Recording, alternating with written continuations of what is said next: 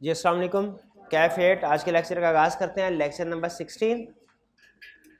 और आज के लेक्चर में प्रोबेबली हमारा चैप्टर 3 कंप्लीट हो जाएगा, लेकिन आज का लेक्चर कंसेप्चुअल है।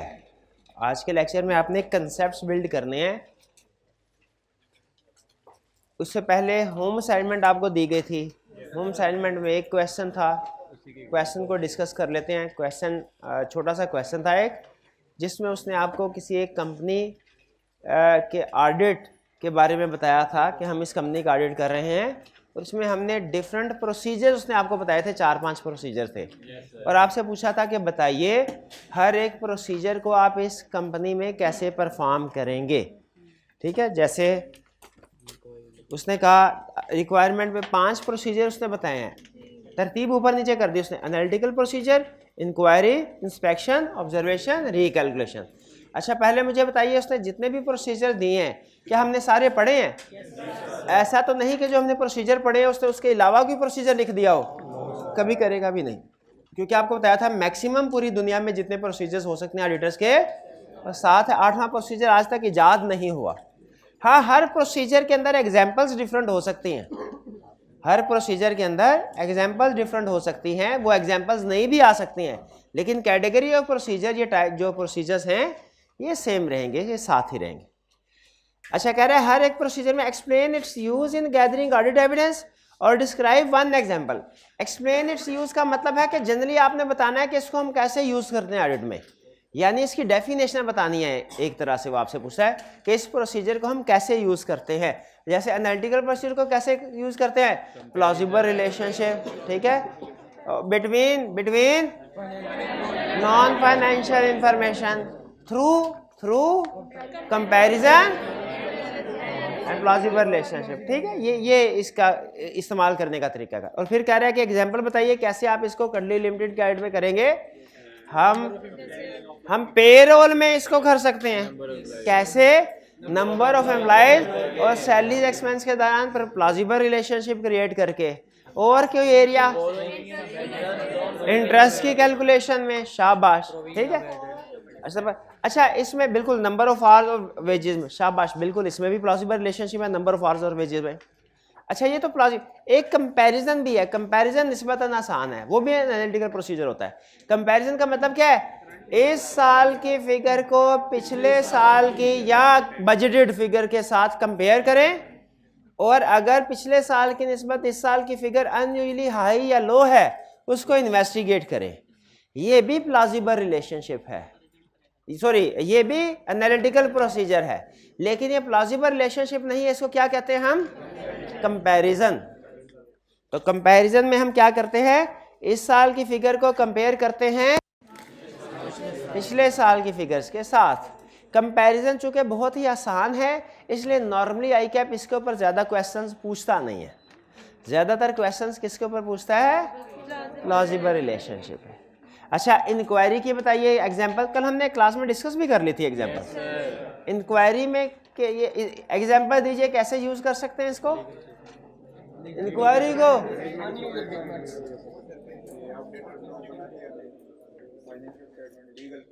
लीगल केसेस और unusual payments, large payments, number of employees. शाबाश। और इंस्पेक्शन की एग्जांपल दीजिए कैसे? इंस्पेक्शन में दो कैटेगरीज आ सकती हैं। ऑप्शन दे रहा हूं, कोई से भी बता दें। इंस्पेक्शन डॉक्यूमेंट्स की भी हो सकती है, टेंजिबल एसेट्स की भी हो सकती है। Physical count of inventory, inspection of physical inventory. शाबाश। ऑब्जर्वेशन कहाँ? तो ऑर्गेनाइजेशन में किन प्रोसीजर को आप ऑब्जर्व करेंगे? कैश रिसीविंग प्रोसेस को, कि कैश रिसीविंग प्रोसेस में सेग्रीगेशन ड्यूटीज है या नहीं। इसी तरह रिकैलकुलेशन में डेप्रिसिएशन की रिकैलकुलेशन, FIFO वेटेड एवरेज की रिकैलकुलेशन हो सकती है, टोटल्स की रिकैलकुलेशन हो सकती है, डेबिट्स और क्रेडिट्स का टोटल। ठीक है, तो बोनस की रिकैलकुलेशन हो सकती है, जो बोनस पे किया है। ठीक, तो ये डिफरेंट यूजेस हैं, यानी इनमें ये सारे प्रोसीजर आपके किसी भी एरिया में यूज हो सकते हैं। उसने एक एग्जांपल बताई। क्लियर? इसमें कोई प्रॉब्लम तो नहीं? चलिए, अच्छा कल के लेक्चर में से कोई क्वेश्चन पूछना चाहते हो तो पूछ लीजिए। आगे चलने से पहले कल का लेक्चर क्लियर होना ज़रूरी है जी।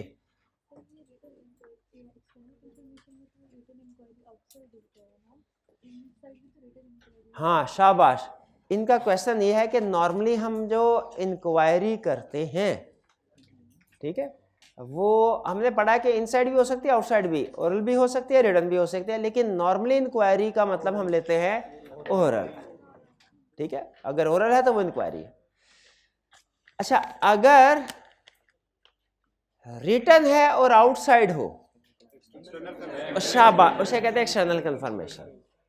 और याद रखें, अगर रिटन है और इनसाइड है यानी मैनेजमेंट से, मैनेजमेंट वो इंक्वायरी, लेकिन अगर वो रिटन फॉर्म में हो ना तो वो एक स्पेशल टाइप ऑफ इंक्वायरी बन जाती है। अगर हम टॉप लेवल मैनेजमेंट से कुछ रिटन फॉर्म में पूछें, किससे, टॉप इनसाइड, वो एक स्पेशल टाइप ऑफ इंक्वायरी बन जाती है, उसे कहते हैं रिप्रेजेंटेशन। उसे फिर इंक्वायरी नहीं कहते, क्या कहते हैं, रिप्रेजेंटेशन। तो रिप्रेजेंटेशन और कंफर्मेशन में एक चीज कॉमन है, एक चीज डिफरेंट है। किसमें, रिप्रेजेंटेशन में। ये अहम कंसेप्ट है।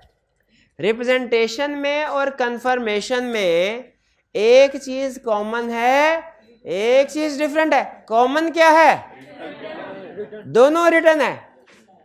डिफरेंट क्या है, रिटन अगर आउटसाइड कंपनी ले इंफॉर्मेशन उसे कंफर्मेशन कहते हैं, और अगर written information inside top level management से ले रिप्रेजेंटेशन लेते हैं। तो एक कंफर्मेशन लेटर, एक रिप्रेजेंटेशन लेटर, एक कंफर्मेशन लेटर, एक रिप्रेजेंटेशन लेटर। फर्क समझ आया ना, सिमिलैरिटी क्या है दोनों में, रिटर्न, फर्क क्या है, एक आउटसाइड है, कंफर्मेशन आउटसाइड है, रिप्रेजेंटेशन इनसाइड है। तो अच्छा मुझे ये बताइए, रिप्रेजेंटेशन लेटर एक टाइप ऑफ प्रोसीजर में तो नहीं, इंक्वायरी ये इन साथ में तो नहीं है। Representation is type of inquiry. शाबाश, कुछ समझ आए? तो यहां पे लिख लीजिए, representation letter versus confirmation letter. ये मैंने समझा दिया आज आपको। और कोई क्वेश्चन? रिकैलकुलेशन और रीपरफॉर्मेंस के एग्जांपल्स भाई कह रहे हैं ऑलमोस्ट सेम सेम है, सेम सेम नहीं है। लिख ले, reperformance is greater than recalculation. ये क्वेश्चन बना है, reperformance is greater than recal, यानी रीपरफॉर्मेंस में आप सारे का सारा काम ही दोबारा कर रहे होते हैं। अगर कोई स्टूडेंट मेरे से कोई अकाउंटिंग का क्वेश्चन चेक करवाने के लिए आए, मैं सिर्फ उसकी डेप्रिसिएशन की कैलकुलेशन, गेन लॉस की कैलकुलेशन देखूं, ये रिकैलकुलेशन में हमारा फोकस सिर्फ मैथमेटिकल एक्यूरेसी के ऊपर होता है। लेकिन अगर मैं सारे का सारा सवाल ही दोबारा उससे करके समझाऊं, रीपरफॉर्मेंस में रिकैलकुलेशन भी ऑटोमेटिकली आ जाती है। अगर मैं ट्रायल बैलेंस का डेबिट और क्रेडिट टोटल करके देखूं इक्वल है कि नहीं, ये क्या है, ये क्या है, रिकैलकुलेशन। और अगर मैं टी काउंट से एक एक अकाउंट की फिगर उठा के ट्रायल बैलेंस खुद से बनाऊं और फिर टोटल करूं, टोटल इसमें भी है लेकिन इसे सारे का सारा काम मैं खुद कर रहा हूं, ये रीपरफॉर्मेंस है। Reperformance includes recalculation. ठीक है, फर्क क्या दोनों में, रिकैलकुलेशन का फोकस सिर्फ मैथमेटिकल एक्यूरेसी के ऊपर है, रीपरफॉर्मेंस एंटायर वर्क को रीडू करना है। Question?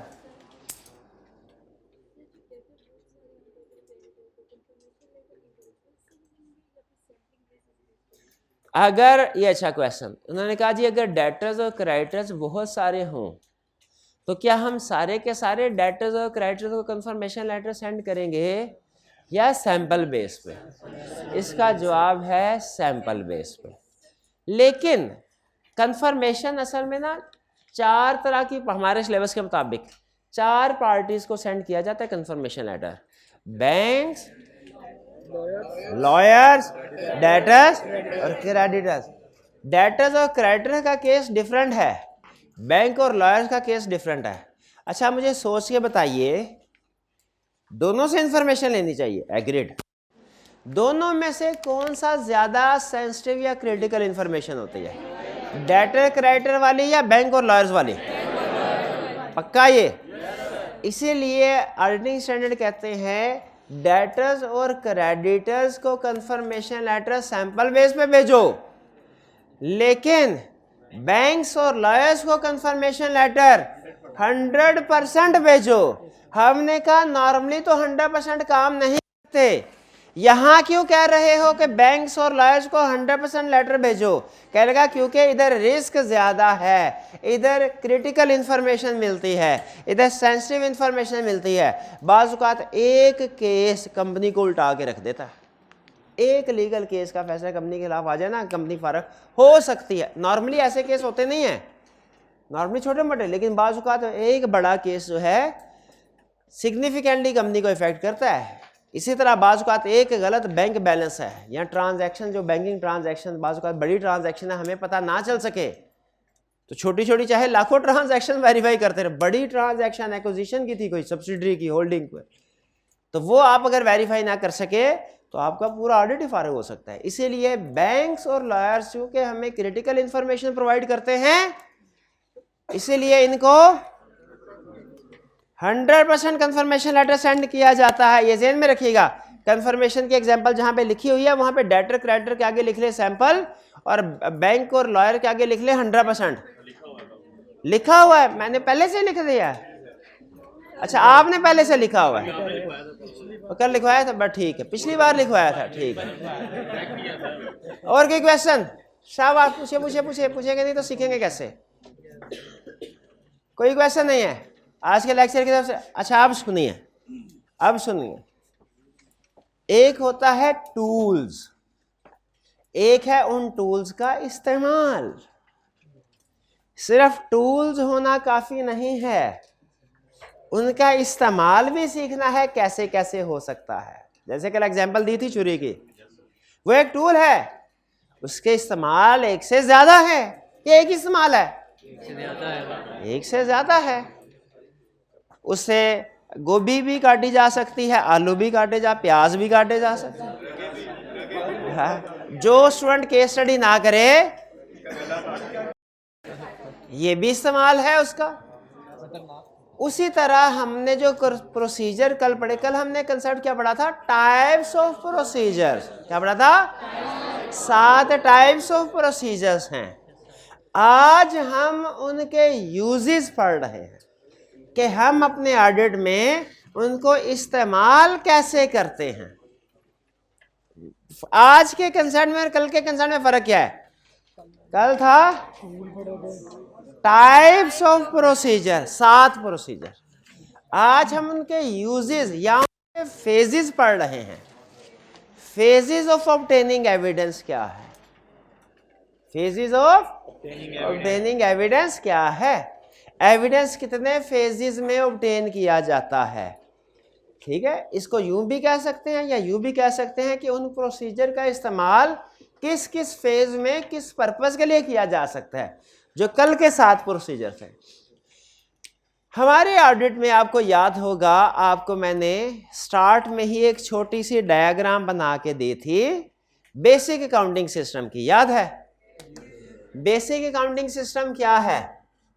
Transactions of entity, internal control, यानी ये सिस्टम आपको क्या बताता है कि किसी भी कंपनी की जो ट्रांजैक्शंस है, सेल परचेज वगैरह की, वो इंटरनल कंट्रोल सिस्टम से गुजर के फाइनेंशियल स्टेटमेंट्स में कन्वर्ट होती हैं। हमने क्या सीखा था? किसी भी कंपनी के, भाई अगर कोई है तो पानी जरा मुझे पिला दीजिएगा। किसी भी कंपनी की ट्रांजैक्शंस कंपनी के इंटरनल कंट्रोल सिस्टम से गुजर के फाइनेंशियल स्टेटमेंट्स में कन्वर्ट होती हैं। अच्छा, अगेन वही क्वेश्चन जो बार बार पूछता हूं, हमारी अल्टीमेट रिस्पॉन्सिबिलिटी फाइनेंशियल स्टेटमेंट पे ओपिनियन एक्सप्रेस करने की है। क्या हमें सिर्फ फाइनेंशियल स्टेटमेंट्स को वेरीफाई करना चाहिए? इसका जवाब है नहीं, हमें इंटरनल कंट्रोल्स को भी टेस्ट करना चाहिए। इंटरनल कंट्रोल्स को भी टेस्ट करना। क्योंकि इंटरनल कंट्रोल्स की अंडरस्टैंडिंग और टेस्टिंग क्यों जरूरी है भाई? जब हमने इंटरनल कंट्रोल पे ओपिनियन ही नहीं देना, ओपिनियन देना ही फाइनेंशियल स्टेटमेंट्स पे है, तो इंटरनल कंट्रोल की अंडरस्टैंडिंग और टेस्टिंग क्यों जरूरी है? वो इसलिए जरूरी है कि अगर इंटरनल कंट्रोल स्ट्रांग होंगे हमारा रिस्क कम हो जाएगा, प्रोसीजर्स कम, और अगर इंटरनल कंट्रोल वीक है रिस्क ज्यादा। $1,000,000 क्वेश्चन, क्या हमें फाइनेंशियल स्टेटमेंट्स की वेरिफिकेशन से पहले रिस्क असेसमेंट करनी चाहिए या नहीं? बिल्कुल करनी चाहिए। इसको आप एक एग्जांपल से भी समझ सकते हैं। जो मेडिकल प्रोफेशन है ना, वो भी अपने प्रोसीजर परफॉर्म करने से पहले रिस्क असेसमेंट करता है। आप अगर देखें जो मेडिकल प्रैक्टिस है ना, ये भी 2 हिस्सों में डिवाइडेड है। कोई भी पेशेंट जब डॉक्टर के पास जाके कहता है डॉक्टर साहब सर में दर्द हो रहा है, डॉक्टर फौरी उसको मेडिसिन, नॉर्मली एक अच्छा जो प्रैक्टिशनर है वो नहीं दे देता, या फौरी तौर पे नहीं करेगा, कहेगा आओ आपका ऑपरेशन करना है। पहले टेस्टिंग करेगा। टेस्ट का मतलब क्या है? वो पेशेंट की बॉडी को स्कैन करते हैं, एक्सरे करते हैं, ताकि देखे प्रॉब्लम किस जगह पे है और कितनी है। प्रॉब्लम किस जगह पे है और कितनी है। ये जो एक्सरे वगैरह करवाते हैं, टेस्टिंग करवाते हैं, इसका मकसद क्या होता है? प्रॉब्लम किस जगह पता चल जाए, प्रॉब्लम किस एरिया में है और कितनी है। फिर इसके बाद वो डॉक्टर डिसाइड करता है मैंने प्रोसीजर क्या परफॉर्म करना है। अगर उसे लगे कि प्रॉब्लम छोटी है, इनसिग्निफिकेंट है, हो सकता है सिर्फ 2 गोलियां लिख के दे दे, ये खाओ ठीक हो जाओगे।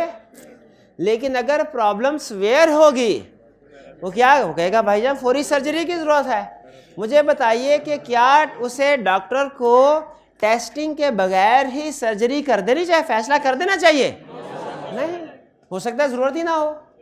ठीक है। और अगर सिम्टम्स हैं ऐसे तो उसे फौरी तौर पे टेस्ट करवाना चाहिए। देखा है सर्जरी की जरूरत तो नहीं है। अगर सर्जरी की जरूरत है नहीं करवाते वो भी गलत, और अगर जरूरत नहीं है करवा लेते हैं वो भी गलत। तो इसीलिए याद रखें, हर पेशेंट को, 2 पेशेंट आए, दोनों के सिम्टम बज़ाहिर एक जैसे हैं, हर एक को एक तरीके से ट्रीट करना मुनासिब नहीं होता। इसीलिए हमारे ऑडिट प्रोफेशन में भी वो कहता है फाइनेंशियल स्टेटमेंट की वेरिफिकेशन बाद में करना। जहन में आता है डॉक्टर का काम क्या है, मेडिसिन देना। नहीं नहीं नहीं नहीं, असल उससे भी ज्यादा अहम काम है मर्ज की सही तशखीस करना। ये मेडिसिन देने से भी एग्री करते हैं उससे भी, क्योंकि अगर गलत तशखीस होगी इलाज जितना मर्जी कर लें फर्क कोई नहीं पड़ना। उसी तरह याद रखें हमारा जो ऑडिट का प्रोफेशन है ये भी 2 हिस्सों में डिवाइडेड है। जज़ाकल्लाह। ये भी 2 हिस्सों में डिवाइडेड है।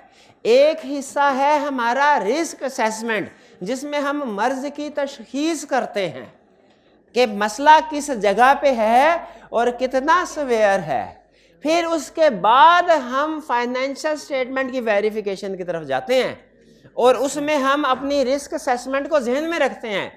रिस्क असेसमेंट से पता चले जिस एरिया में रिस्क ज़्यादा है वहाँ पे प्रोसीजर, वहाँ पे सर्जरी कर, ऑपरेशन करेंगे, घुस जाएंगे एरिया के अंदर, चीज़ों को डिटेल में देखना शुरू कर देंगे।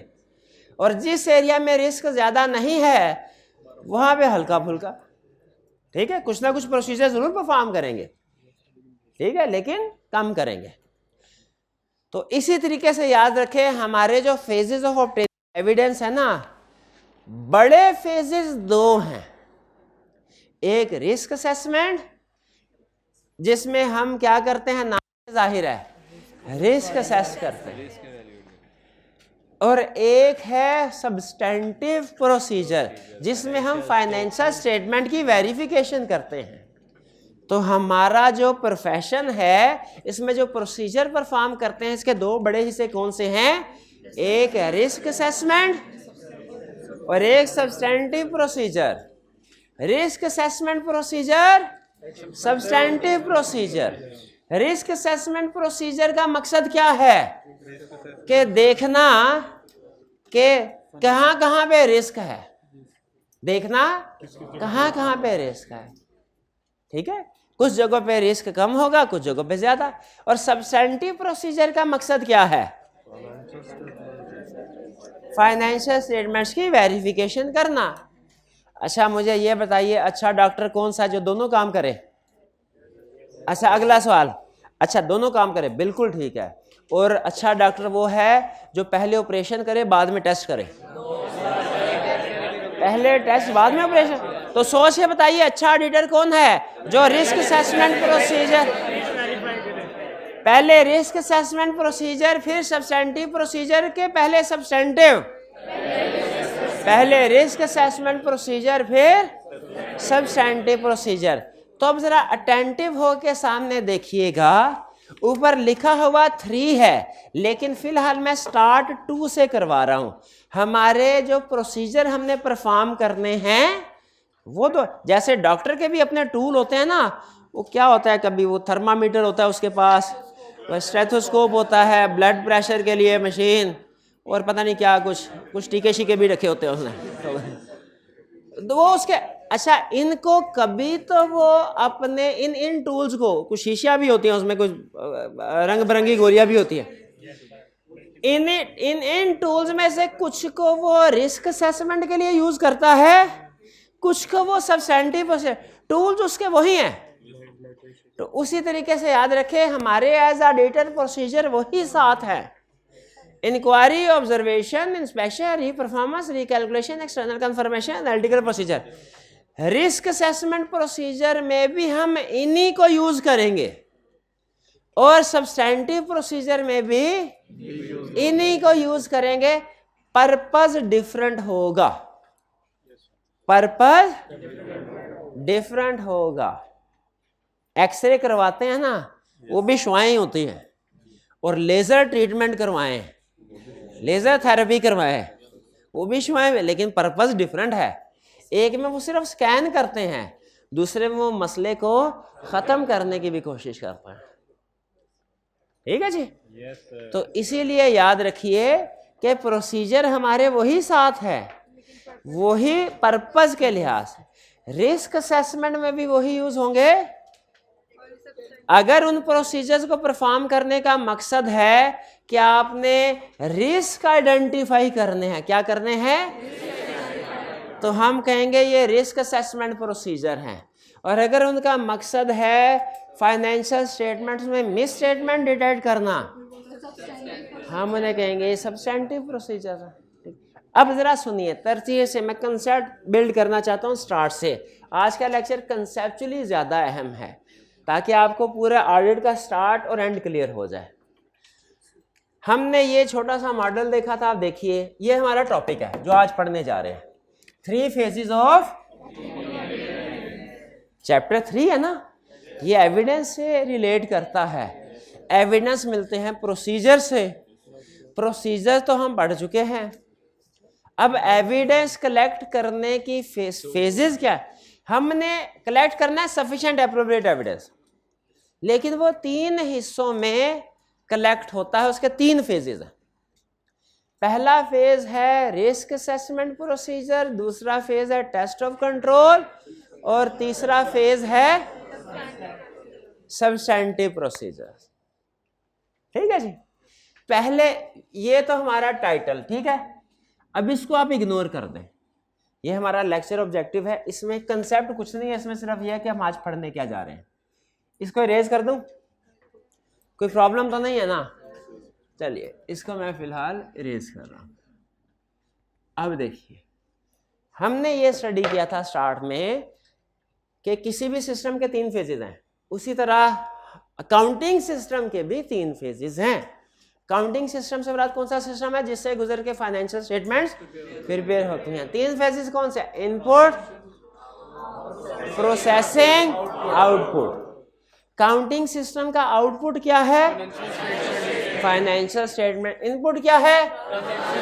ट्रांजैक्शन, सेल्स की, परचेज की, डेटर्स की, क्रेडिटर्स की, सैलरीज की, एक्सपेंसेस वगैरह वगैरह, डेप्रिसिएशन की, शाबाश ये रह गई थी। और वो प्रोसेस जिससे गुजर के ये ट्रांजैक्शन फाइनेंशियल स्टेटमेंट में रिकॉर्ड होती हैं, internal control.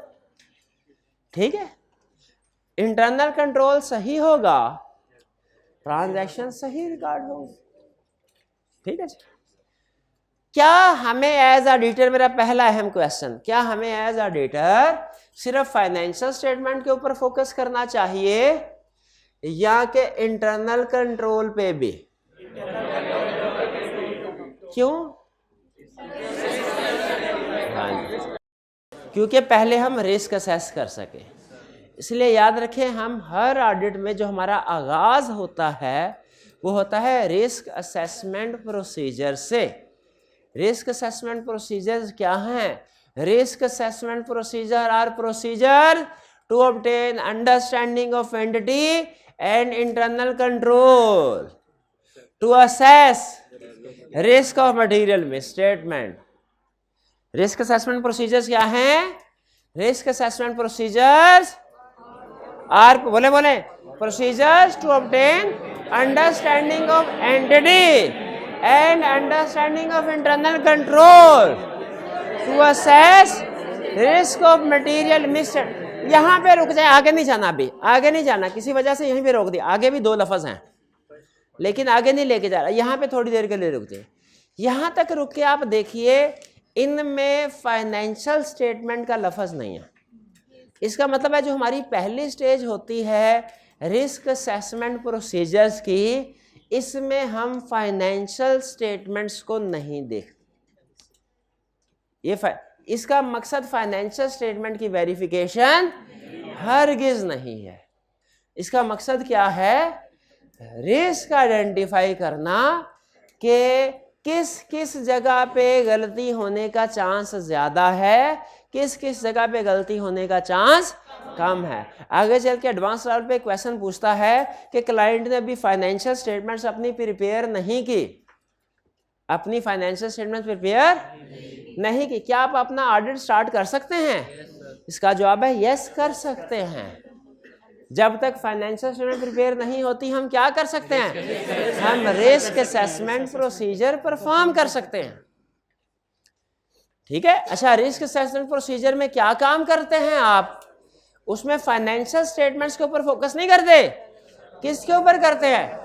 Understanding of entity and understanding of internal control के ऊपर फोकस करते हैं।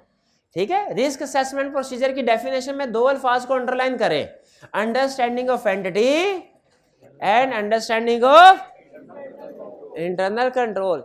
ये जो ट्रांजैक्शंस ऑफ एंटिटी हैं, ये बेसिकली अंडरस्टैंडिंग ऑफ एंटिटी ये रही। ये क्या है? इस फेज को अंडरस्टैंड करना, ये क्या है? Understanding of entity.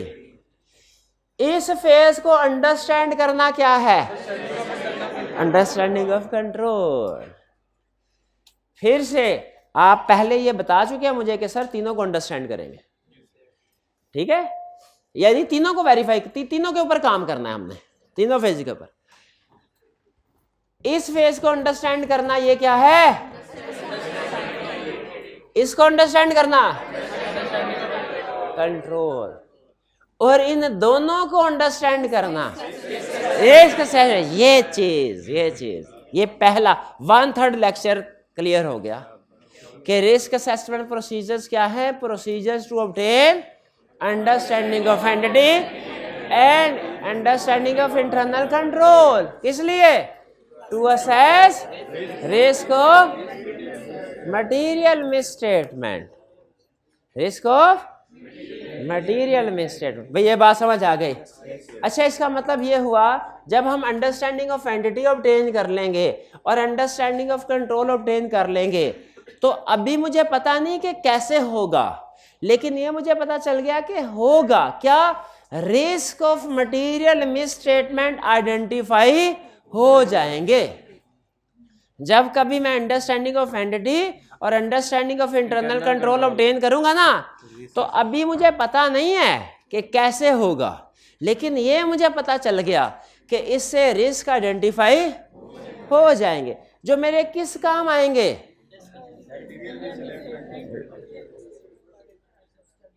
नहीं, material misstatement identify, risk of material misstatement identify हो चुका, जो मेरे नेक्स्ट स्टेज पे काम आएंगे जब मैं फाइनेंशियल स्टेटमेंट की वेरिफिकेशन पे जाऊंगा। उसमें कैसे काम आएंगे? Substantive procedure. मैं देखूंगा जिस जगह रिस्क कम है वहां पे कम प्रोसीजर, जिस जगह पे रिस्क ज्यादा है। तो पहला फेज हमारा क्या है, रिस्क असेसमेंट प्रोसीजर और प्रोसीजर्स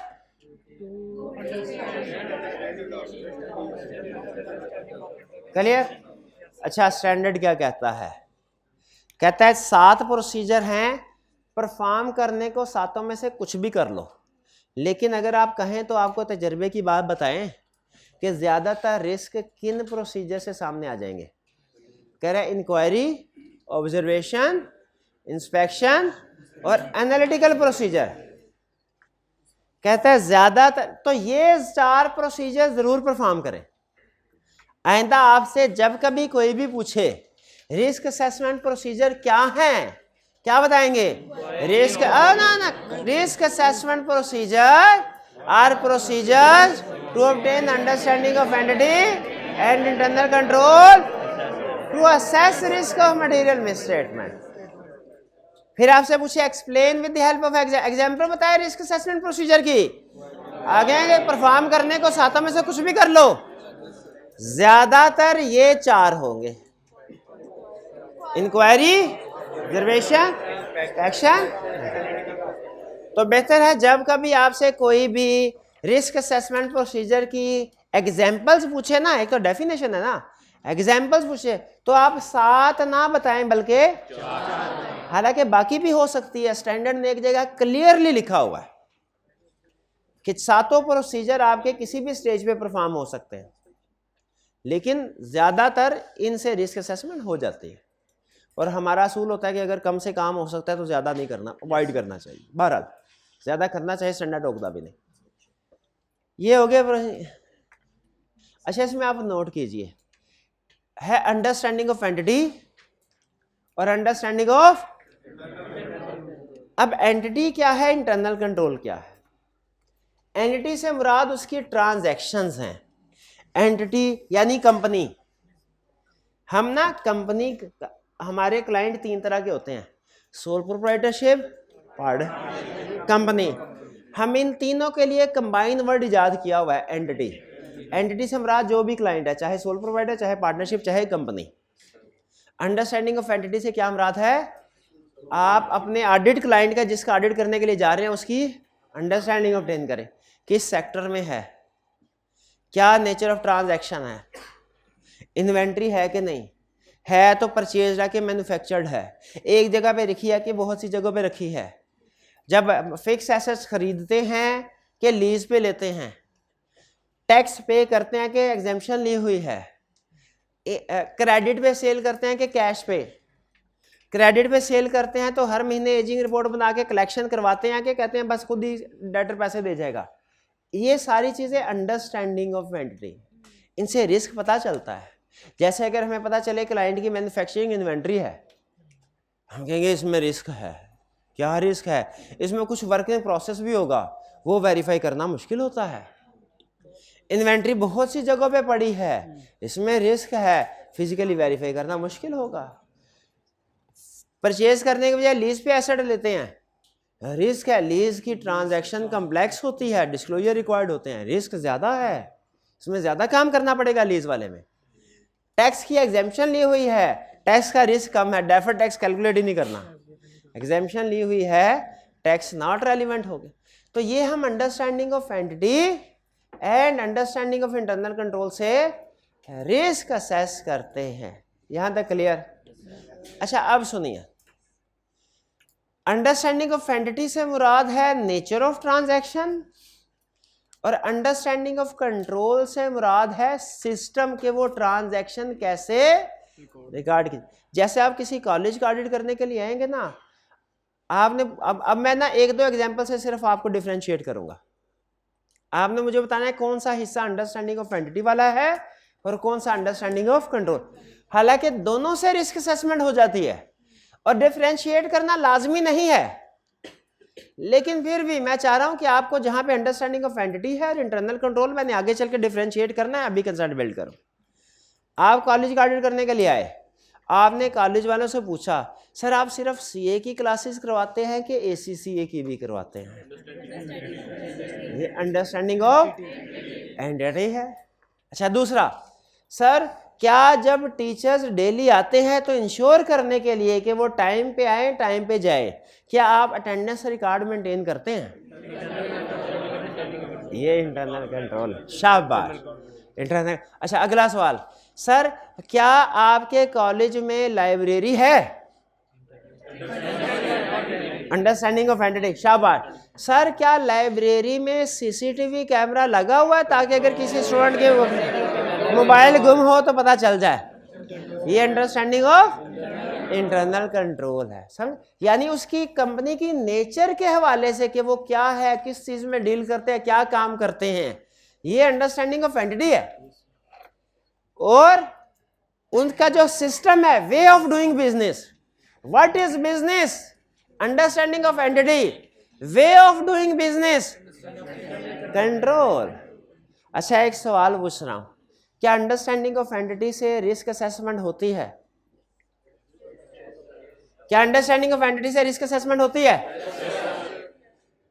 एग्जाम्पल दे रहा हूं, दो बिजनेस हैं, आपने बताना है दोनों का रिस्क एक जैसा है कि एक का कम एक का ज्यादा। पहला बिजनेस, एक बिजनेस फर्नीचर बना के सेल करता है, दूसरा बिजनेस ज्वेलरी में डील करता है, डायमंड्स में, गोल्ड में।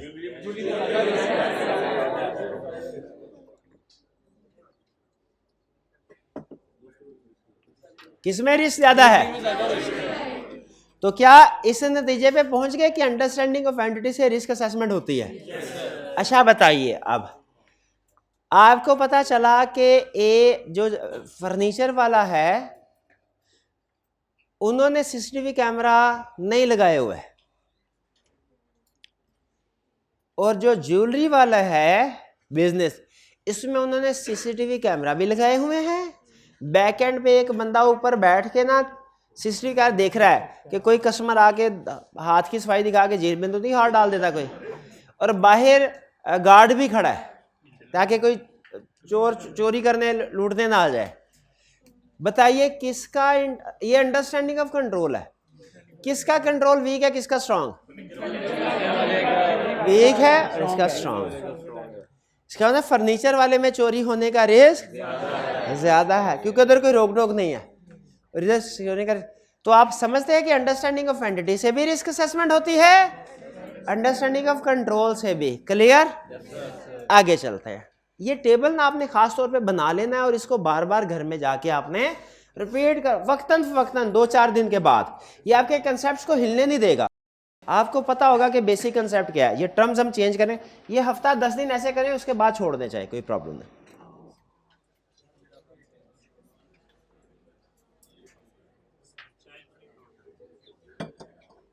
आगे चलते हैं वापस। ये चाहे बाद में भी कर लीजिएगा, इधर ही रहेगा। अच्छा आगे चलते हैं। इसका मतलब ये हुआ कि जो हमारा ये वाला हिस्सा है ना, अंडरस्टैंडिंग ऑफ एंटिटी और अंडरस्टैंडिंग ऑफ कंट्रोल, शाबाश, ये क्या है? रिस्क असेसमेंट स्टेज, जिसमें हम रिस्क असेसमेंट प्रोसीजर्स परफॉर्म करते हैं। क्लियर? अच्छा, एक लफ्ज है अंडरस्टैंडिंग ऑफ कंट्रोल, एक है अंडरस्टैंडिंग, एक होता है टेस्टिंग, टेस्ट ऑफ कंट्रोल। आपके ख्याल में दोनों लफ्ज एक जैसे हैं कि फर्क है? कॉमन सेंस क्या कहती है आपकी? अंडरस्टैंडिंग में और टेस्ट में फर्क है। किस में हम ज्यादा डिटेल में चेकिंग करते हैं? टेस्टिंग में। शाबाश। तो स्टैंडर्ड ये कहता है जब कभी अंडरस्टैंडिंग ऑफ कंट्रोल ऑब्टेन करो, जरा गौर से सुनिएगा, ये मेन इसके बाद एग्जांपल्स आएंगी, लेकिन ये मेन कंसेप्ट है। अगर ये अभी समझ आ गया तो एग्जांपल की जरूरत भी नहीं रहेगी। स्टैंडर्ड कहता है जब किसी जगह ऑडिट करने के लिए जाओ, सबसे पहले रिस्क असेसमेंट प्रोसीजर परफॉर्म करो। रिस्क असेसमेंट प्रोसीजर से अंडरस्टैंडिंग ऑफ एंटिटी और understanding of internal control obtain करो, इससे रिस्क सामने आएंगे। रिस्क सामने आएंगे, उनको साइड में कर लो, अभी साइड में किए हुए हैं। उसने कहा अगर, गौर से सुनिएगा, अगर अंडरस्टैंडिंग ऑफ इंटरनल कंट्रोल से पता चले कुछ कंट्रोल स्ट्रॉन्ग है तो टेस्ट ऑफ कंट्रोल परफॉर्म करो। क्या कहा? अगर अंडरस्टैंडिंग ऑफ कंट्रोल से पता चले कि कुछ कंट्रोल स्ट्रॉन्ग है तो टेस्ट ऑफ कंट्रोल परफॉर्म करो। गौर से सुनिएगा क्या कहता है, अगर अंडरस्टैंडिंग ऑफ कंट्रोल से पता चले कुछ कंट्रोल स्ट्रॉन्ग है तो टेस्ट ऑफ कंट्रोल परफॉर्म करो। हमने कहा टेस्ट ऑफ कंट्रोल स्ट्रॉन्ग है तो टेस्ट ऑफ कंट्रोल परफॉर्म करने हैं क्यों, समझाएं। और दूसरा सवाल हमारे जहन में आया, अगर अंडरस्टैंडिंग ऑफ कंट्रोल से पता चले कंट्रोल्स वीक हैं तो टेस्ट ऑफ कंट्रोल नहीं करने, वो क्यों? Explain with the help of example. Requirement समझ आ रही है? अब इसकी जस्टिफिकेशन आपके सामने रखने लगा। उसने कहा सुनो मिसाल, फर्ज करो घर वालों ने कहा जाओ कुछ शीशे के मेहमानों के लिए शीशे के गिलास लेके आओ। शीशे के नहीं, ऐसे नहीं होता। मेहमानों के लिए शीशे, हमारे लिए स्टील के होते हैं, मेहमानों के लिए शीशे के होते हैं ना, शीशे के गिलास। शीशे के मेहमान नहीं ले, मेहमान नहीं लाने, गिलास लाने। मैंने मेहमान कह दिया जी सर, आपने शीशे के मेहमान बोल दिया था। शीशे के मेहमान, अच्छा कोई बात नहीं, पहले गिलास आ जाएंगे, मेहमान भी आ जाएंगे। भाई ने कह दिया। हाँ जी, शीशे के गिलास ले आओ। गिलास असल में उस्ताद के ज़हन में ना ये कंसेप्ट, उसके बाद अगला कंसेप्ट, उसके बाद उसकी एग्जांपल, वो लिंक बना रहे होते हैं ना, तो हम आगे पीछे हमारा ज़हन चलता रहता है। बाकी समझ आप गए हैं। घर वालों ने क्या कहा समझने क्या जा रहे हैं हम, with the help of example, कि टेस्ट ऑफ कंट्रोल स्ट्रॉन्ग है तो टेस्ट ऑफ कंट्रोल क्यों करने हैं, और कंट्रोल्स वीक हैं तो टेस्ट ऑफ कंट्रोल क्यों नहीं करने। घर वालों ने कहा मेहमानों के लिए शीशे के गिलास लेके आओ। भागे भागे दुकान के पास, दुकानदार के पास गए। आपने कहा खूबसूरत से गिलास दे दीजिए। उसने कहा सर ये लीजिए, आप ही के लिए रखे हैं। आपने कहा अच्छा ये मजबूत हैं क्या? अब सुनिए, पहली बात दुकानदार ने कहा ये मजबूत हैं, 6 फुट से भी गिराएंगे नहीं टूटेंगे। क्या, जोर से सुनिए, क्या कहा? स्ट्रॉन्ग है, स्ट्रॉन्ग है, 6 फुट से भी गिराएंगे। क्या आप उनको टेस्ट करेंगे कि नहीं? 6 फुट ना सही, 4-5 फुट से गिरा के टेस्ट करेंगे। Yes sir. जब ग्लास मजबूत हैं तो हमने टेस्ट करना है, ठीक है। ये है आपका टेस्ट ऑफ कंट्रोल्स। आपने गिराया, ग्लास नहीं टूटा, इसका मतलब जब आपने उससे पूछा था ना ग्लास मजबूत है, उसने कहा मजबूत है, ये था अंडरस्टैंडिंग ऑफ कंट्रोल। जब आपने उस गिलास को गिरा के देखा, यह है टेस्ट ऑफ कंट्रोल। तो बताइए क्या हमें इन्वेस्टमेंट का डिसीजन सिर्फ अंडरस्टैंडिंग ऑफ कंट्रोल पे कर लेना चाहिए कि टेस्ट ऑफ कंट्रोल भी होने चाहिए? यस, टेस्ट ऑफ कंट्रोल भी होने चाहिए, इन्वेस्टमेंट से होने चाहिए ना। इसीलिए स्टैंडर्ड कहता है अगर आपको अंडरस्टैंडिंग ऑफ कंट्रोल से पता चले ना कंट्रोल स्ट्रांग है तो टेस्ट ऑफ कंट्रोल करके कंफर्म कर लो। इसको इसमें नाम देते हैं वो confirm operating effectiveness of control. क्या नाम देते हैं? कंफर्म कर लो, अंडरस्टैंडिंग को कंफर्म कर लो। कंफर्म टेस्ट ऑफ कंट्रोल और procedure to confirm operating effectiveness of control in preventive, detecting, correcting misstatement वगैरह वगैरह वगैरह जो भी है, ठीक। अच्छा, अब अगली मिसाल सुने। दुकानदार के पास गए, गिलास दिखाओ, गिलास दिखाए। हमने कहा मजबूत है, उसने कहा नहीं सर बड़े नाजुक गिलास हैं, खूबसूरत है, डेकोरेशन पीस है, नाजुक हैं। आपने कहा अच्छा मैं गिरा के देखता हूँ 4 फुट से कि ये नाजुक हैं कि नहीं, वीक हैं कि नहीं। दुकानदार क्या आपको तजर्बा करने देगा?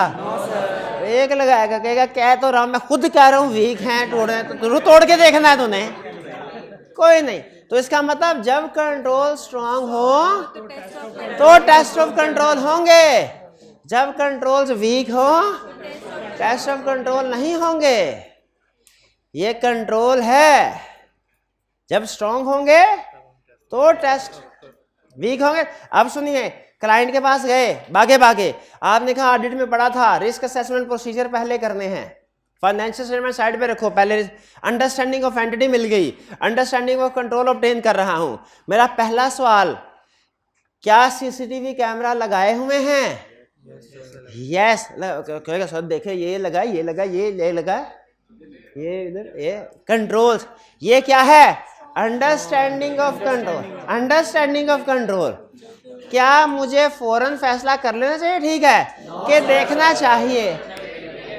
ये तो लग रहा है चाइना का है, ये तो बंद है, हो सकता है बंद हो सकता है ना चल रहा हो, सिर्फ दिखाने के लिए रखा हो सकता है डमी हो।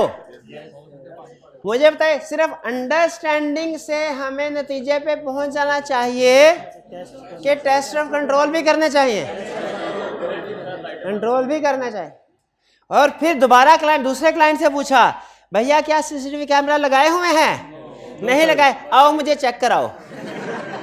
अल्लाह लगाए, ये चीज जब लगाए नहीं हुए तो चेक क्या करवाऊं? और जब खुद कह रहा हूं कि कंट्रोल्स वीक है तो फिर टेस्ट ऑफ कंट्रोल नहीं होने। भाई बात समझ आए? तो फिर से सुनिए जरा, हम 3 फेजेस हैं। क्या डायरेक्ट फाइनेंशियल स्टेटमेंट की वेरिफिकेशन करते हैं? नो। अंडरस्टैंडिंग ऑफ एंटिटी, पहले risk assessment procedure, risk assessment procedure में अंडरस्टैंडिंग ऑफ एंटिटी और अंडरस्टैंडिंग ऑफ कंट्रोल आएंगे। फिर उसके बाद अगर रिस्क असेसमेंट प्रोसीजर में अंडरस्टैंडिंग ऑफ कंट्रोल से, रिस्क असेसमेंट प्रोसीजर में अंडरस्टैंडिंग ऑफ कंट्रोल से पता चले कंट्रोल स्ट्रांग है तो टेस्ट ऑफ कंट्रोल परफॉर्म करने हैं। यस। और अगर अंडरस्टैंडिंग ऑफ कंट्रोल से पता चले कंट्रोल वीक है, काम नहीं करते, नो टेस्ट ऑफ कंट्रोल। भाई ये बात समझ आ गई? अब एक स्टूडेंट कहने लगा, जो कच्चा ऑडिटर होता है ना शुरू में, कहने लगा सर मैं तो दुआ करता हूँ। अच्छा, फिर कहने लगा सर इसके बाद सब्सटेंटिव प्रोसीजर करने हैं क्या? टेस्ट ऑफ कंट्रोल के बाद सब्सटेंटिव प्रोसीजर करने हैं? तो बिल्कुल करने हैं। कहते सर दोनों सूरतों में करने हैं, अगर कंट्रोल स्ट्रांग हो फिर भी, वीक हो फिर भी? बिल्कुल। कहेगा सर फिर मैं दुआ करता हूं कि कंट्रोल, मैं जिस क्लाइंट पे जाऊं कंट्रोल्स कभी स्ट्रांग ना हो, हमेशा वीक हो। मैंने कहा भाई ये क्यों? कहने लगा सर मुझे काम कम करना पड़ेगा। मैं कहा ये कौन सी साइंस? कहता सर अगर कंट्रोल स्ट्रांग होंगे ना तो मुझे 3 तरह के काम करने पड़ेंगे, मुझे रिस्क असेसमेंट प्रोसीजर भी करना पड़ेगा, मुझे टेस्ट ऑफ कंट्रोल भी करना पड़ेगा, मुझे सब्सटेंटिव प्रोसीजर भी करना पड़ेगा। लेकिन अगर वीक हुए तो मुझे सिर्फ 2 काम करने पड़ेंगे, रिस्क असेसमेंट प्रोसीजर और सब्सटेंटिव, टेस्ट ऑफ कंट्रोल नहीं। मैंने कहा सुभान अल्लाह, ये है आधा कच्चा पक्का ऑडिटर। सुन लें, जो पर्सन कंट्रोल स्ट्रांग होना तो आपने तीनों टाइप करना है, लेकिन इन तीनों का कंबाइंड लेवल कम होगा। यानी अगर टेस्ट ऑफ कंट्रोल आप परफॉर्म करते हैं तो आपको 10 टेस्ट ज्यादा करने पड़ेंगे, लेकिन इन 10 टेस्ट के बदले में 50 सब्सटेंटिव प्रोसीजर कम हो जाते हैं, 50 सब्सटेंटिव प्रोसीजर कम हो जाते हैं। और अगर ये 10 टेस्ट ऑफ कंट्रोल परफॉर्म ना करे क्योंकि कंट्रोल वीक है, इसके बदले में 50 सब्सटेंटिव प्रोसीजर ज्यादा करने पड़ते हैं। तो क्या दुआ करते हैं आप? जिस क्लाइंट पे जाए उसका इंटरनल कंट्रोल स्ट्रांग हो क्या वीक हो? स्ट्रांग हो। भाई इसके लिए तो फिर टेस्ट ऑफ कंट्रोल भी परफॉर्म करने पड़ेंगे, काम बढ़ नहीं जाएगा, इस स्टेज का बढ़ जाएगा, अगली स्टेज का बहुत ही कम हो जाएगा। ठीक होगी ये बात? अब ये समझ कि तीनों फेजेस के ऊपर काम करना है हमने। सबसे पहले रिस्क असेसमेंट प्रोसीजर में क्या करना है? Understanding of entity, control, understanding of control, इससे फिर रिस्क आएंगे। रिस्क इधर आ गए, रिस्क को बाद में डिस्कस करते हैं। फिर जब अंडरस्टैंडिंग ऑफ कंट्रोल होंगे, इनमें कुछ कंट्रोल्स वीक होंगे, अगर कंट्रोल्स वीक हैं टेस्ट ऑफ कंट्रोल नहीं, लेकिन आपका कंट्रोल रिस्क बढ़ जाएगा, जिससे सब्सटेंटिव प्रोसीजर बढ़ जाएंगे। और अगर कंट्रोल स्ट्रॉन्ग है तो टेस्ट ऑफ कंट्रोल परफॉर्म करने हैं और कंट्रोल इज जिससे सब्सटेंटिव प्रोसीजर। कुछ समझ आई बात की? चलिए, और फिर इसके बाद इसका मतलब है रिस्क असेसमेंट प्रोसीजर हो गए हमारे, टेस्ट ऑफ कंट्रोल्स हो गए, और फिर उसके बाद सब्सटेंटिव प्रोसीजर क्या है? Procedure to detect misstatement in financial statement. अच्छा, टेस्ट ऑफ कंट्रोल की उसने ये इसमें सब्सटेंटिव प्रोसीजर की एग्जांपल देखें जरा, दी है उसने? ये तो दो ही हैं, ये तो दो ही हैं, हमने तो 7 प्रोसीजर पढ़े थे, ये तो दो ही हैं। ये जो एक है एनालिटिकल प्रोसीजर, ये तो वही है। बाकी के जो 6 प्रोसीजर्स है ना, इन सब को कंबाइन कैटेगरी टेस्ट और डिटेल्स कहते हैं, क्योंकि इनमें डिटेल लेवल पे काम होता है। तो ये उसने अलग-अलग बताने के बजाय उन 6 का inquiry, observation, inspection, reperformance, recalculation, external confirmation, इन सब का कंबाइन नेम कौन सा दे दिया? डिटेल। क्लियर? तो क्या अब ये समझ आ गई आपको? कल हमने जो प्रोसीजर पढ़े थे उनको हम 3 फेजेस में परफॉर्म करते हैं। पहले रिस्क असेसमेंट प्रोसीजर, फिर टेस्ट ऑफ कंट्रोल, फिर सब्सटेंटिव प्रोसीजर। आखिरी सवाल पूछ रहा हूं, 3 फेजेस ऑफ ऑब्टेनिंग एविडेंस है, risk assessment, test of control, substantive procedure. इनमें 2 फेजेस या 2 प्रोसीजर्स ऐसे हैं बाय पर्पस, ये प्रोसीजर हैं बाय पर्पस के, मकसद किस मकसद के लिए कर रहे हैं, जो हर ऑडिट में परफॉर्म होते हैं, और एक वो है जो कभी होता है कभी नहीं होता। शाबाश। रिस्क असेसमेंट प्रोसीजर और सब्सटेंटिव प्रोसीजर्स हर क्लाइंट पे परफॉर्म होते हैं। टेस्ट ऑफ कंट्रोल कभी परफॉर्म होता है, कभी नहीं होता। ये रिक्वायर्ड नहीं है, बाकी दोनों रिक्वायर्ड है, ये रिक्वायर्ड नहीं है। ये रिक्वायर्ड क्यों नहीं है टेस्ट ऑफ कंट्रोल? क्योंकि अगर कंट्रोल स्ट्रांग होगा तो परफॉर्म होंगे, और अगर कंट्रोल वीक है तो परफॉर्म नहीं होंगे। क्लियर होगी ये बात? अच्छा, अब एक चीज सुन लें, अंडरस्टैंडिंग ऑफ एंटिटी से रिस्क असेस होता है, अंडरस्टैंडिंग ऑफ कंट्रोल से भी रिस्क असेस होता है। क्या दोनों रिस्क एक जैसे हैं? क्या दोनों रिस्क एक जैसे हैं? नहीं। अंडरस्टैंडिंग ऑफ एंटिटी से जो रिस्क होता है ना, उसे कहते हैं इनहेरेंट रिस्क। हमने उसको क्या कहते हैं? Inherent risk.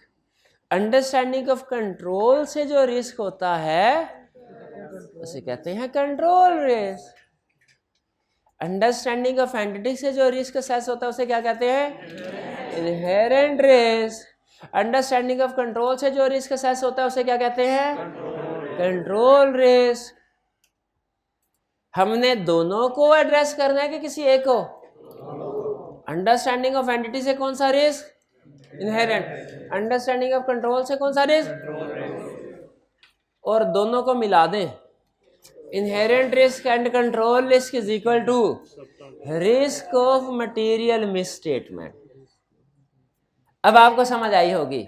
Risk assessment procedure are procedures to obtain understanding of entity and understanding of internal control to assess risk of material misstatement. भाई उसने इसमें इनहेरेंट रिस्क और कंट्रोल रिस्क क्यों नहीं लिखा? अंडरस्टैंडिंग ऑफ एंटिटी से इनहेरेंट रिस्क असेस होता है, अंडरस्टैंडिंग ऑफ कंट्रोल से कंट्रोल रिस्क असेस होता है। उसने ये दोनों अल्फाज डेफिनेशन में क्यों नहीं लिखे? क्योंकि उसने इन दोनों का कॉम्बिनेशन लिख दिया। Risk of material misstatement. तो याद रखिएगा रिस्क ऑफ मटेरियल मिसस्टेटमेंट क्या है? Inherent risk and control risk. भाई कुछ बात समझ आई? 3 phases, risk assessment procedure, test of control और सब्सटेंटिव प्रोसीजर। तीनों की डेफिनेशन एक दफा पढ़ें सिर्फ, ठीक है? मैं पढ़ा देता हूं आपको। Risk assessment procedure are item procedure to obtain understanding of entity and its internal control. किस लिए? To assess risk of material misstate. अभी यहां तक रुकना है, ठीक है जी? आगे नीचे, और रिस्क ऑफ मटेरियल मिसस्टेटमेंट किससे बनता है? इनहेरेंट रिस्क और कंट्रोल रिस्क से, ठीक है? उसने इन दोनों को अलग-अलग की बजाय कंबाइन नेम लिख दिया।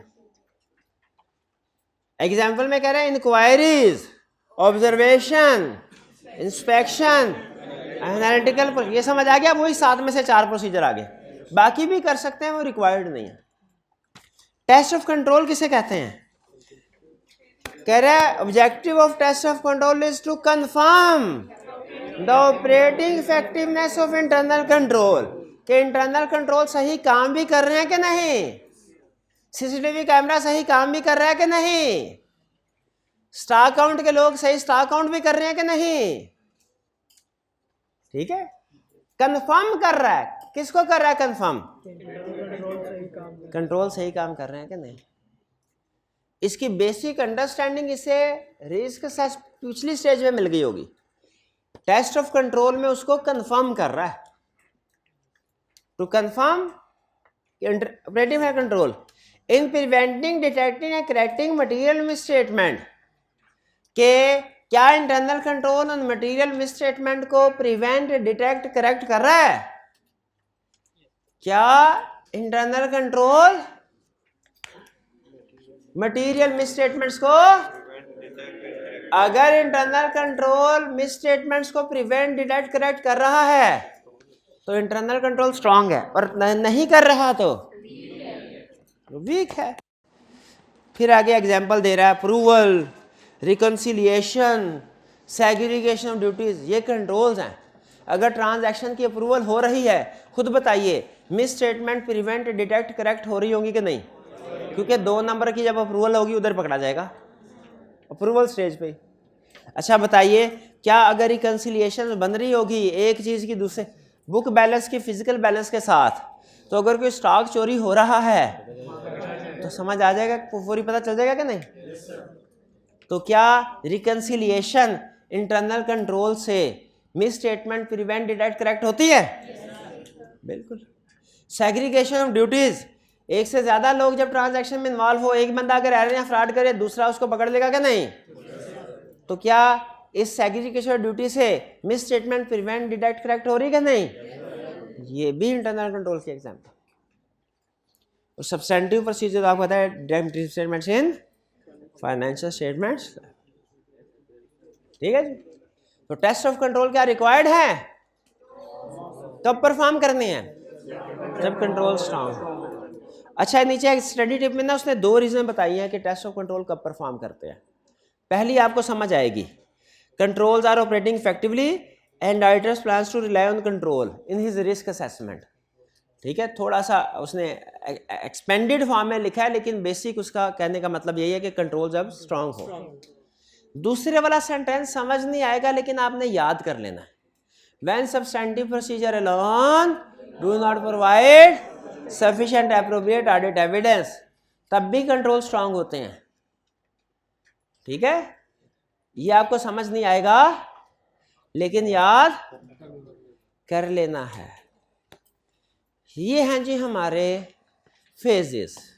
तो मेन कंसेप्ट आज क्या हमने पिक किया कि वो जो कल वाले 7 टाइप्स ऑफ प्रोसीजर थे, इन्हीं 7 टाइप्स को हम 3 फेजेस में परफॉर्म करते हैं, रिस्क असेसमेंट में, टेस्ट ऑफ कंट्रोल में, सब्सटेंटिव प्रोसीजर में। लेकिन हमारा मकसद डिफरेंट होता है। रिस्क असेसमेंट प्रोसीजर में पर्पस होता है to assess risk of material misstatement. Test of control में पर्पस होता है to confirm operating effectiveness. Substantive procedure में पर्पस होता है to detect misstatement in financial statement, ठीक है। अच्छा आप सुनिए, जो हमारे रिस्क होते हैं वो अंडरस्टैंडिंग ऑफ एंटिटी से जो हम रिस्क आइडेंटिफाई करते हैं, क्या करते हैं, जो अंडरस्टैंडिंग ऑफ एंटिटी से रिस्क होते हैं उनको क्या कहते हैं हम, इनहेरेंट रिस्क। और अंडरस्टैंडिंग ऑफ कंट्रोल से जो आते हैं, जो अंडरस्टैंडिंग ऑफ एंटिटी से रिस्क आते हैं इनहेरेंट रिस्क, उनकी हम लिस्ट बनाते हैं। उसमें दो तरह के रिस्क होते हैं, एक होते हैं छोटे लेवल के, एक होते हैं नेक्स्ट लेवल के। एक होते हैं छोटे लेवल के, एक होते हैं नेक्स्ट लेवल के। छोटे लेवल के रिस्क ऐसे रिस्क, अच्छा ये ध्यान में रखिएगा आप, हैं दोनों ही फाइनेंशियल स्टेटमेंट में, इफेक्ट दोनों का ही किधर आएगा, लेवल डिफरेंट है, इफेक्ट करने का लेवल डिफरेंट है, ठीक है।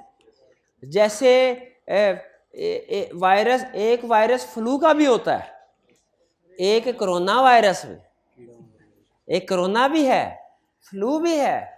फ्लू का इफेक्ट हमारे सिर्फ ये थोड़े से हिस्से पे होता है, नाक से पानी आना शुरू हो जाता है, छींकी आती है, बस नाक वाले हिस्से पे। लेकिन जो कोरोना वाला वायरस है पूरी बॉडी को इफेक्ट दोनों का हमारी बॉडी पे ही है, लेकिन एक का लिमिटेड है सिर्फ एक एरिया तक और दूसरे का तकरीबन सारी बॉडी पे है या मल्टीपल ऑर्गन्स पे है।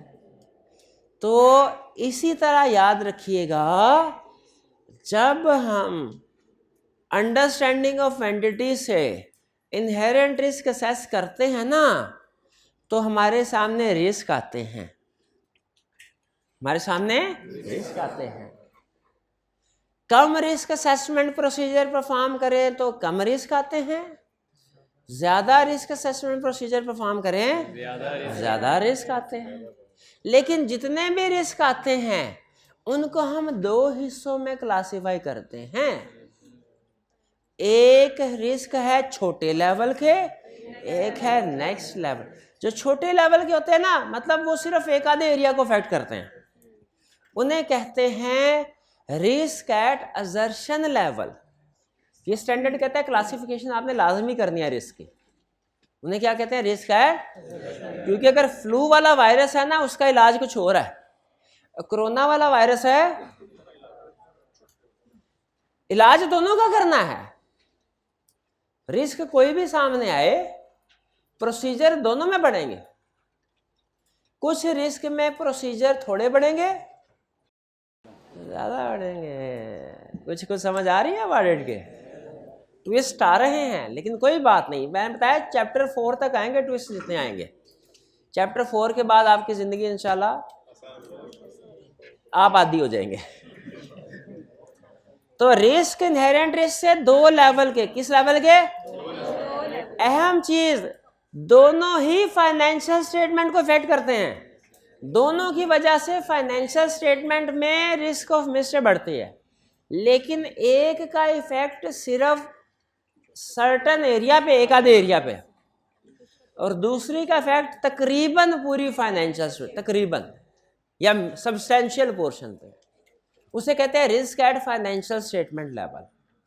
एक है risk at assertion level, risk at financial statement level.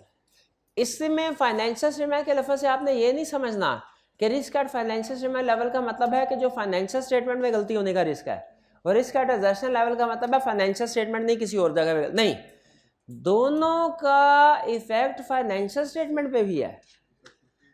Assertion level का मतलब क्या है? छोटे एरिया को अफेक्ट कर रहा है, एक आधे एरिया को बस अफेक्ट कर रहा है। और फाइनेंशियल स्टेटमेंट लेवल का मतलब क्या है कि तकरीबन सारी। अब आपके सामने छोटी सी एग्जांपल रख रहा हूं, आपने बताना है रिस्क एट असर्शन लेवल है कि रिस्क एट फाइनेंशियल। इसी छोटी सी एग्जांपल 4-5 किताबें बंद कर दें। मैं आपसे पूछता हूं, अगर आपने आधी एग्जांपल भी ठीक बता दी ना, 6 पूछूंगा, 3 भी जवाब ठीक बता दिए ना, छुट्टी, क्लियर। बताना क्या है कि रिस्क एट असर्शन लेवल है risk at financial statement level. पहला, इन्वेंट्री, क्लाइंट की इन्वेंट्री ऐसी है कि जो प्रीशियस, कीमती है और पोर्टेबल है। Risk at assertion level, sorry हो सर, उधर लिखा going concern assumption not appropriate है, इससे पूरी फाइनेंशियल स्टेटमेंट इफेक्ट होती है। बिल्कुल ठीक, दो ठीक है, भी लिखा।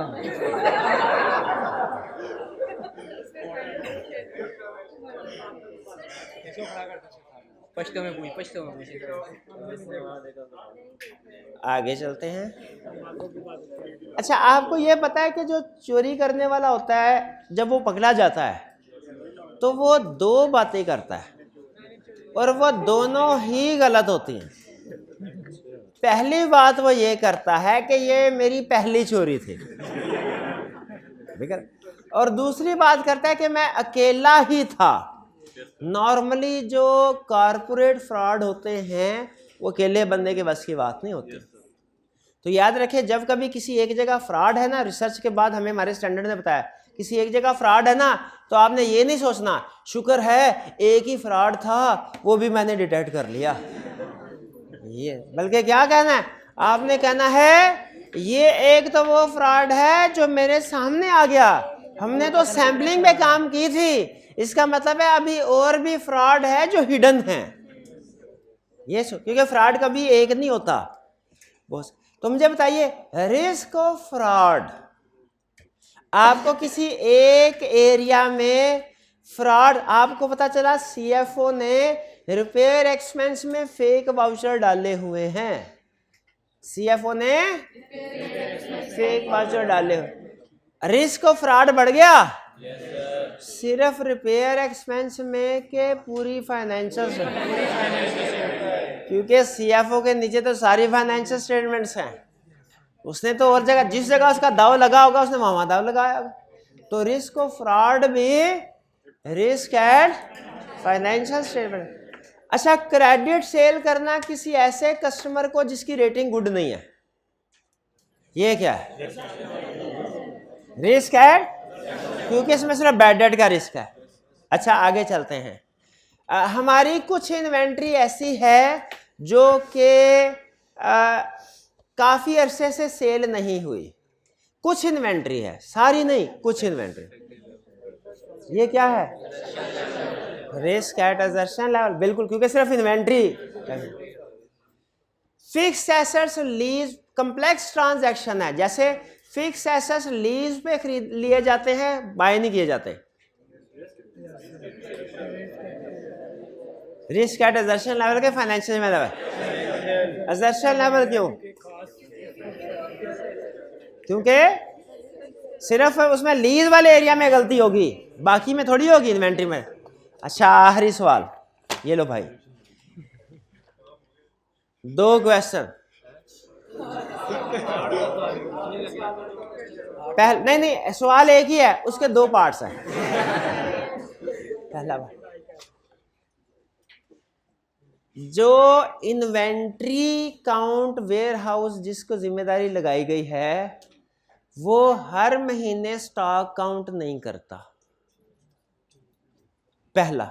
दूसरा, सीएफओ के पास अकाउंटिंग का कोई नॉलेज नहीं है। क्या दो? पहले वाला रिस्क कौन सा है?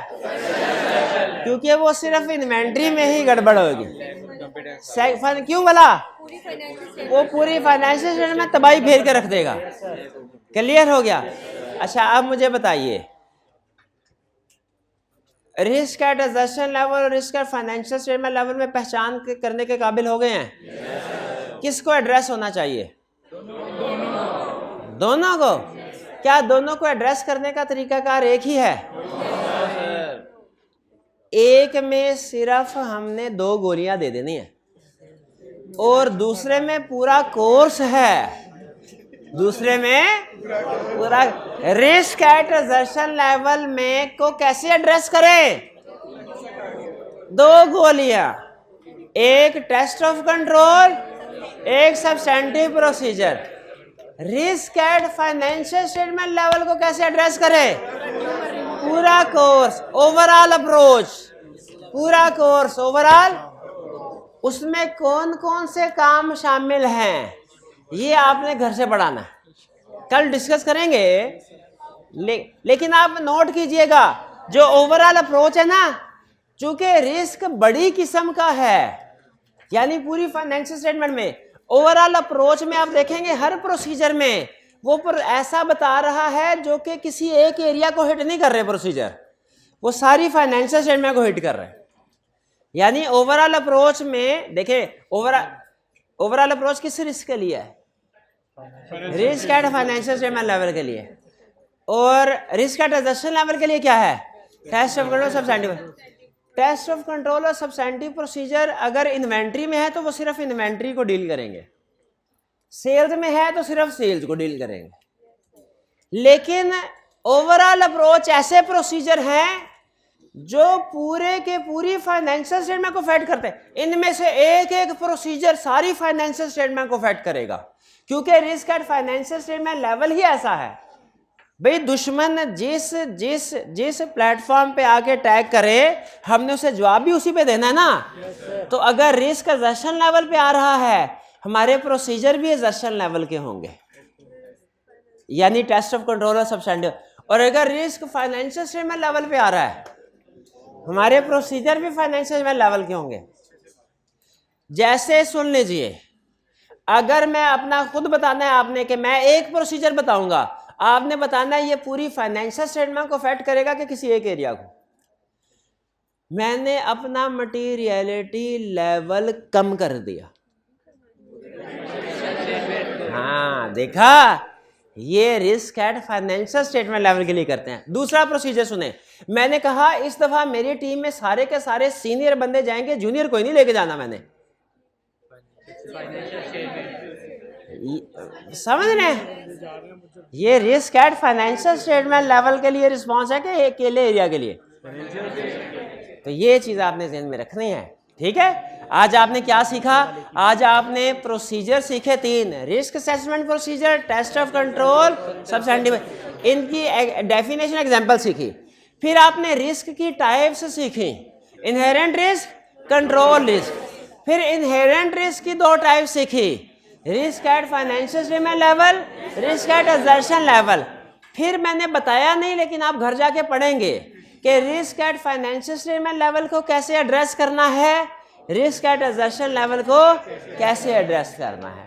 ठीक है जी, ये पिक्चर खास तौर पे ले लीजिए और इसको आपने वक्तन फवक्तन पढ़ते रहना है। आज का लेक्चर यहाँ ख़त्म करते हैं हम। अल्लाह हाफिज़।